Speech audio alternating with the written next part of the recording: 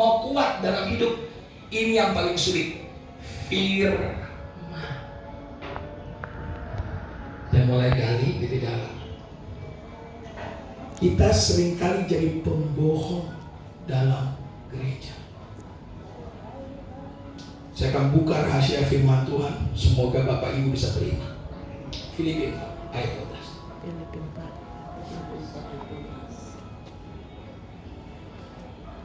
Ayo, ada tisu nggak? Belum. Saya sudah basah karena nggak punya rambut, keringatnya terus mengalir turun ke bawah. Jadi saya nggak bisa basah tangan saya terus turun jadi keringat. Seperti hal betul Pak. Haleluya.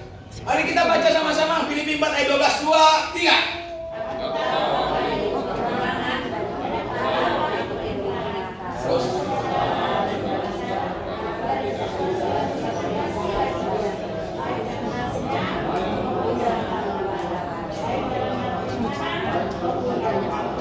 Haleluya. Ayat 13. Segala perkara dapat kutanggung di dalam Dia yang memberikan kekuatan kepadaku. Saya minta tolong satu orang maju. Marcel sini, Marcel.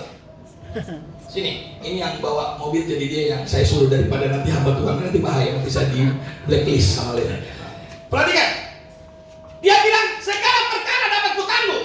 Kenapa kita seringkali takut? Karena firman itu sudah kabur dalam hidup kita. Perhatikan baik-baik. Segala perkara dapat kutanggung. Semua keadaan saya bisa hadapi kalau Dia ada. Betul? Maaf, tidak membuat saya jadi bebek tidak. Saya hanya belajar sama-sama. Orang hamba Tuhan lebih banyak hanya dengar firman saja. Dengar diberkati.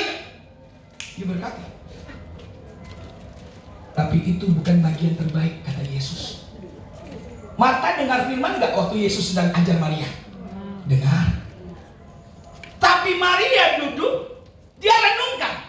Kata Akowo, saya duduk, dengar, renungkan, dan lakukan. Makanya Yosua bilang, orang yang duduk renungkan akan beruntung kemanapun dia pergi dan berada. Amen. Masalahnya kita cuma dengar firman. Dengar, diberkati, iya. Hari ini kita diberkati. Besok firman masih ingat. Tapi besok lusa belum tentu ingat. Makanya Selasa orang loyo, Rabu orang loyo, hanya kuat waktu hari Sabtu mau khotbah persiapkan firman. Minggu kita khotbah, Senin masih ada, Selasa orang lupa. Tapi kalau firman yang orang bedah renungkan setiap malam, firman itu jadi remah. Ketika katong sakit, orang sakit. Ketika orang mulai lemah, tetapi firman itu yang jadi remah, jadi bandata. Tiba-tiba muncul oleh bilur darah engkau disembuhkan. Ketika mulai datang tekanan yang membuat kita stres, frustasi, tetapi ada firman yang begitu kuat menjadi remah. Dan firman itu bilang apa? Aku Allah menyertaimu, jangan takut, aku Immanuel. Karena setiap kali ketika firman itu ada, maka Dia yang akan keluar. Makanya Paulus bilang, aku tahu apa itu kekurangan, aku tahu apa itu kelimpahan. Karena hari ini orang iring Tuhan bisa kuat karena limpah. Waktunya nggak ada apa-apa, masih bisa kuat nggak? Berdiri dalam firman dan kebenaran. Haleluya. Dalam tanda itu susah, nggak ada doi. Mulai pinjam uang.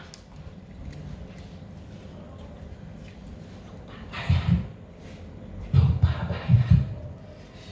Dan pura-pura lupa bayar. Orang kalau punya firman, seharusnya dia bukan cuma kuat waktu limpah, waktu kurang dia tetap kuat. Sebaliknya, waktu tidak punya apa-apa, dia begitu cinta Tuhan, cari Tuhan. Pas waktu diberkati lupa, mulai jalan dulu, mulai diberkati, ternyata stroke kuat dia. Sombong. Mari di sini namanya. Amin. Tuhan mau pakai kek, bapak-bapak gembala, ibu-ibu, Tuhan mau berkati kek, itu hanya anugerah. Amin. Orang kuat pun hanya anugerah. Amin. Bisa khotbah saja, itu cuma anugerah. Haleluya. Orang cuma mulut suara, Dia yang punya kuasa. Orang tidak bisa apa-apa tanpa Dia. Amin. Harusnya waktu orang sadari firman yang menguasai, maka waktu limpah, waktu kurang, orang tetap kuat karena firman itu akan menopang kita. Makanya segala perkara dapat kita tanggung menopang dia.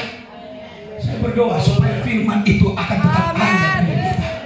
Kenapa?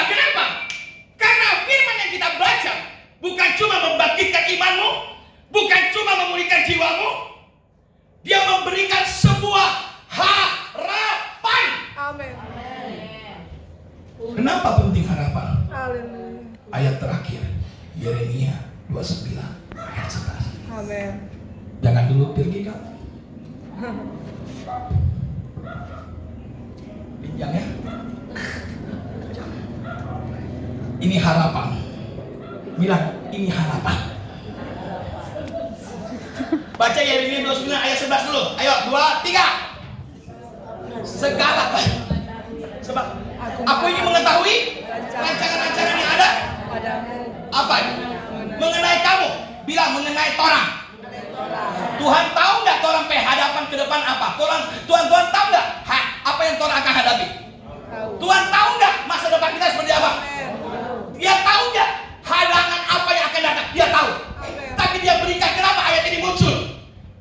Aku mau kasih tahu kalian, aku berikan kamu punya masa depan penuh harapan.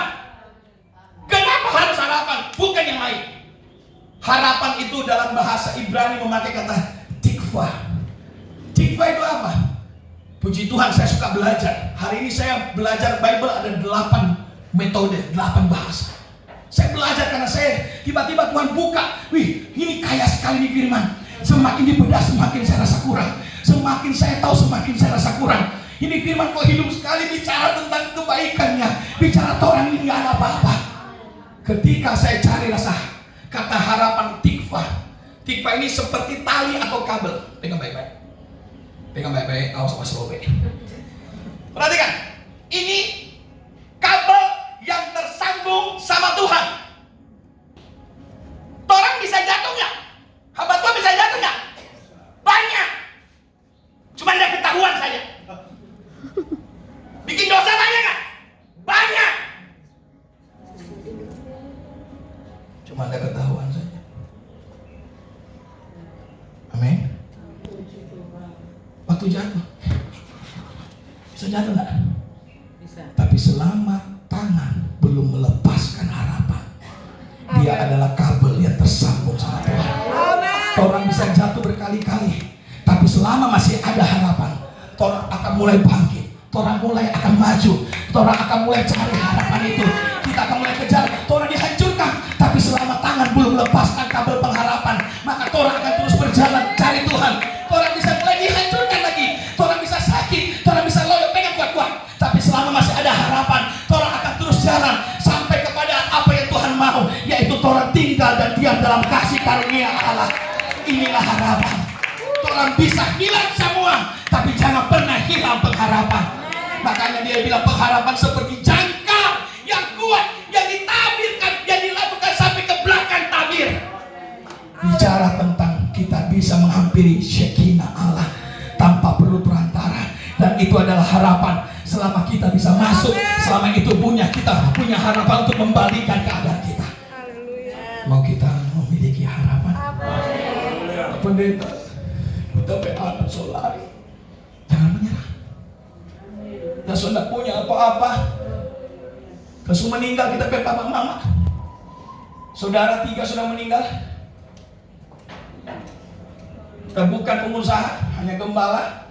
Yang gereja kami setiap hari minus 50 juta, setiap bulan minus 50 juta. Karena kami di Surabaya memberi makan 10.000 orang setiap bulan. Oh, haleluya. Uang dari mana? Saya nggak pernah tahu. Minus 50 juta. Begitu banyak pengeluaran. Pengerja ada 25 orang yang harus kita biayai. Pergerakan di mana-mana yang harus menghabiskan anggaran 150 juta. Setiap bulan kami nggak tahu uang dari mana. Sepertinya kami lemah, kami tidak berdaya. Saya nggak pernah mengeluh sebab saya tahu selama masih ada harapan, saya punya kesempatan untuk membalikkan keadaan. Dan di sana Tuhan selalu membuktikan bahwa harapan tidak pernah mengecewakan. Selama masih punya harapan di dalam Tuhan, orang masih punya kesempatan melihat kebaikan Tuhan. Mau melihat kebaikan Tuhan? Mau melihat kebaikan Tuhan? Tuhan Yesus memberkati kita semua. Tepuk tangan buat Tuhan Yesus dong. Haleluya. Saya tutup dengan sebuah kesaksian. Terima kasih Kak Eko. Haleluya. Luar biasa. Orang kira orang ini baik-baik saja. Sebenarnya saya nggak pernah menangis ke semua orang. Orang juga alami badai Pak, seperti om-om dan tante alami. Cuma bedanya di sana temanmu banyak tahu, di sini nggak ada yang tahu. Karena mereka tahu Rex ini Superman. Memang seperti Superman. Karena mukanya kayak preman padahal hatinya Hello Kitty. Haleluya. 2022 kita punya Maitua selalu sakit kepala Pak Eko. 1 tahun sakit kepala. So kasih makan Panadol merah setiap hari sampai 1 karton mungkin itu obat dia makan, tidak sembuh-sembuh. Satu kali orang bilang, orang ke dokter RSPAD di Dokter Terawan mau untuk DSA, lakukan cuci otak. Dan akhirnya orang bulan Oktober 2022 orang MRI di RSPAD. Kita di Maitua, oh Pak Rex bagus hasilnya. Dokter suster bilang. Tapi begitu suster lihat istri saya, dia bilang tunggu, wait. Saya panggil dokter dulu.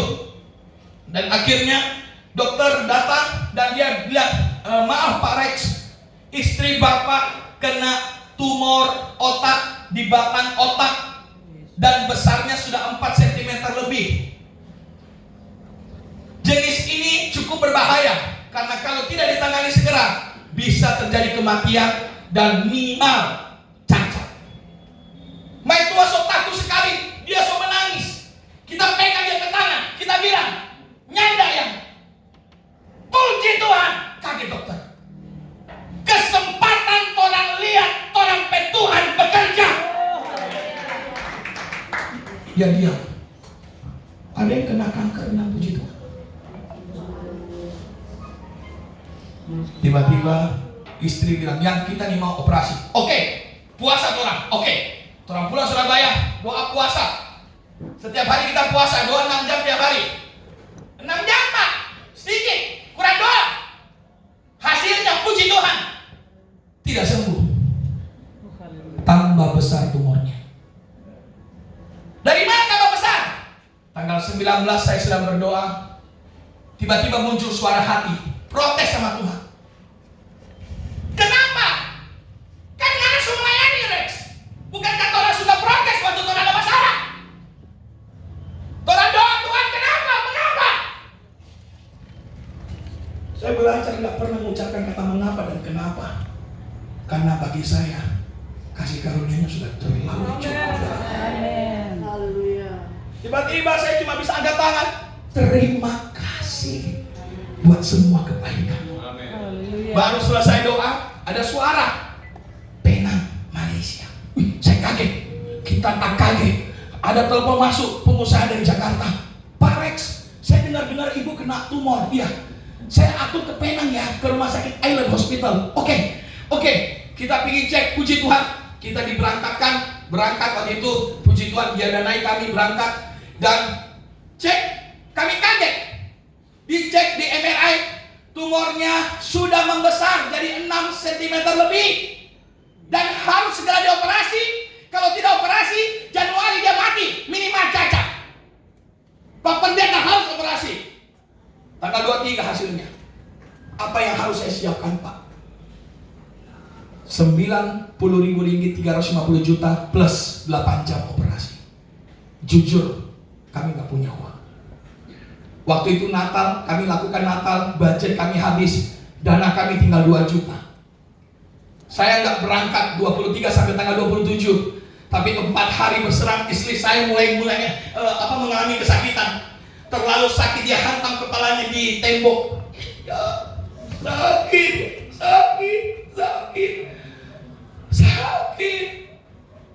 Hati suami siapa yang melihat itu kuat? Mau berangkat tapi nggak punya uang. Karena tidak mampu lagi saya tahan. Saya bilang, yang orang berangkat. Ada uangnya? Ada. Padahal nggak. Tanggal 3 Januari kami putuskan berangkat hanya memakai Traveloka Pay Letter. Utang. Berangkatlah kami. Hanya modal 2 juta. Modal iman nekat. Tanggal 4 harus transfer, kasih uang muka. Karena tanggal 5 akan dilakukan operasi jam 8 pagi. Di sana saya diuji antara teriak mau maki Tuhan, mau menyerah, atau bagaimana. Saya coba kartu kredit kami, ada kartu kredit saya, 2 kartu kredit limitnya 70 juta saja. Saya coba ditolak semuanya, nggak mampu karena ini 350 juta. Saya nggak punya uang, saya nggak minta kepada keluargaku yang notabene mereka bisa kasih. Saya belajar tidak mau taruh harapanku kepada siapapun. Saya belajar andalkan Tuhan, saya tidak mau andalkan manusia sebab saya tahu kekuatan hamba Tuhan hanya terletak dalam Tuhan. Dengar baik-baik hamba Tuhan. Kekuatan kalian bukan pada manusia, tapi pada Tuhan yang ada di dalam kalian. Amin. Amin. Tiba-tiba saya nangis karena udah gak punya uang. Saya nangis di reception. Ada suara bilang begini, aku punya Tuhan yang besar, yang telah berjanji dan sanggup menggenapi imanku bersepakat. Saya coba sepakat dengan Tuhan, dicoba lagi kartu kredit Pak, ditolak lagi. Sonda punya uang, kita 15 menit, 20 menit kayak orang bodoh-bodoh. Suster bilang, Pak ini jadi atau enggak? Saya coba terakhir, tiba-tiba diterima. Saya shock, istri saya shock, kaget. Kakak saya telepon, Rek saya baru kirim 50 juta. Wajar nggak kakak kirim? Kalau bukan Tuhan pun yang gerakan, itu pun tidak wajar. Tapi aneh, yang satu orang teman, tidak ada hubungan darah, telepon saya, Pak Rex, saya sedang doa. Muka Pak Rex saya lihat sangat kasihan, dan Tuhan taruh nilai 300 juta untuk saya transfer. Saya baru transfer 300 juta. Di sana saya menangis, saya bilang, selama masih punya harapan, selama masih ada tali yang tersambung dengan Tuhan, kita punya kesempatan melihat Allah kita bekerja di tengah-tengah kita. Dan apa yang terjadi belum selesai. Masuk operasi tanggal 5 jam 8 sampai jam 4 sore, 8 jam belum selesai. Saya sibuk main game. Tuhan marah saya.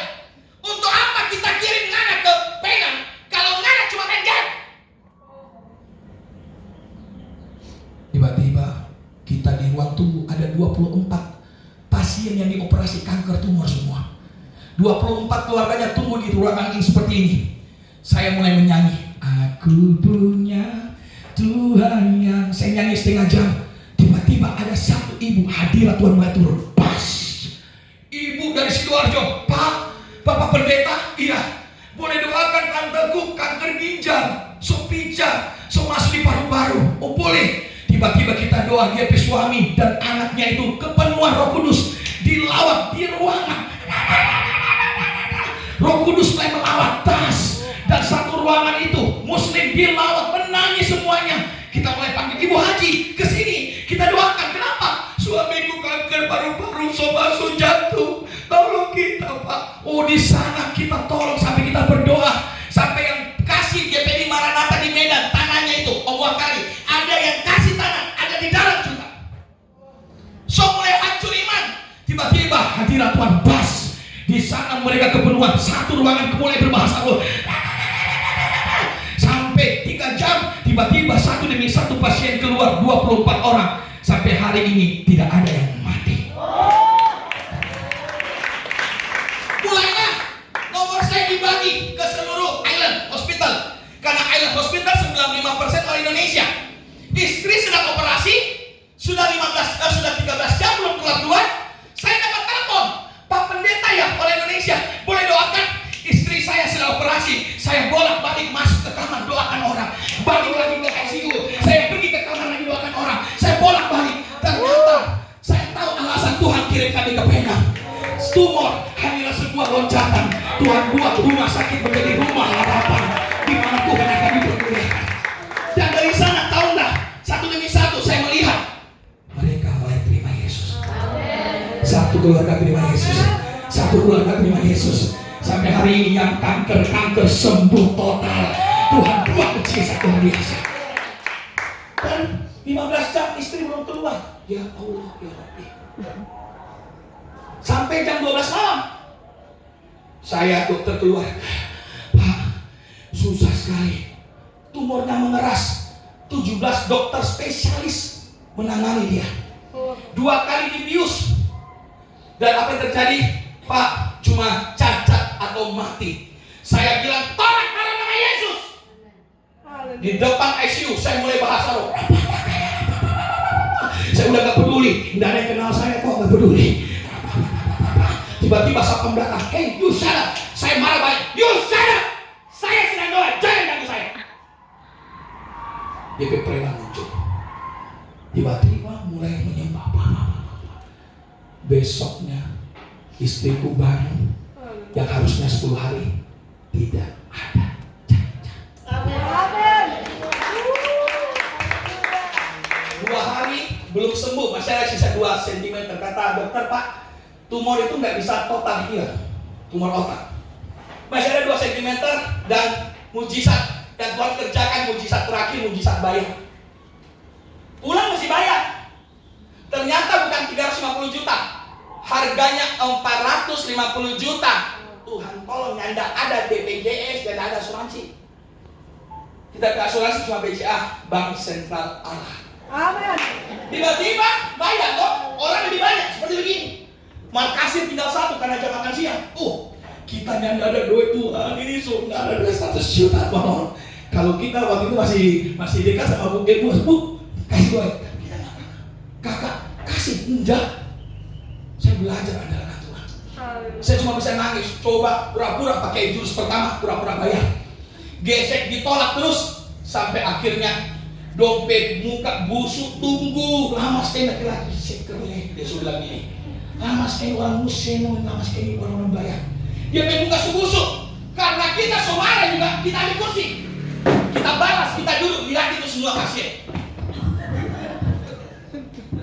Karena sudah ada uang, kita mulai menangis. Aku punya Tuhan yang besar. Kita nangis, kita duduk, mulai nangis sendiri. Dan telah berjanji dan sanggup menghadapi. Kita nggak peduli. Orang yang mulai benci kita, dia mulai menangis. Kenapa, Pak? Saya bilang, kamu nggak bisa tolong. Yang bisa tolong saya cuma Tuhan. Amin. Ternyata waktu saya sibuk menangis, Tuhan sibuk tolong saya. Amin. Tuhan bilang, Rex, masih ada di mana dompet 9.000 ringgit, 30 juta, masih kurang 70. Saya sibuk nangis, 5 orang sudah WA saya, 4 orang kirim 5 juta, 20 juta, 1 orang kirim perpuluhan 50 juta. Amin. Hari itu saya bayar 450 juta. Pulang. Januari 2023 operasi, bulan 6 kami balik untuk kemoterapi. Masih ada tumornya 2 cm. Dokter bilang 15 tahun lagi baru bisa berkembang. Saya bilang tidak, Dok, saya percaya Tuhanku akan bekerja. Dan dokter kami dapat favor. Ternyata dokternya follow saya di Facebook dan menjadi fans saya. Dia suka lihat bagaimana kita berbagi dan dia kasih saya gratis ongkos kerja Pak 40 juta. Dan waktu itu kami kembali lagi kemo kedua bulan 9 kemarin tahun lalu bulan 9 kami kaget, dokter kaget, istri kaget, tumor 2 cm hilang. Saya mau bilang begini, apa yang mustahil dalam kita punya pelayanan? Amin.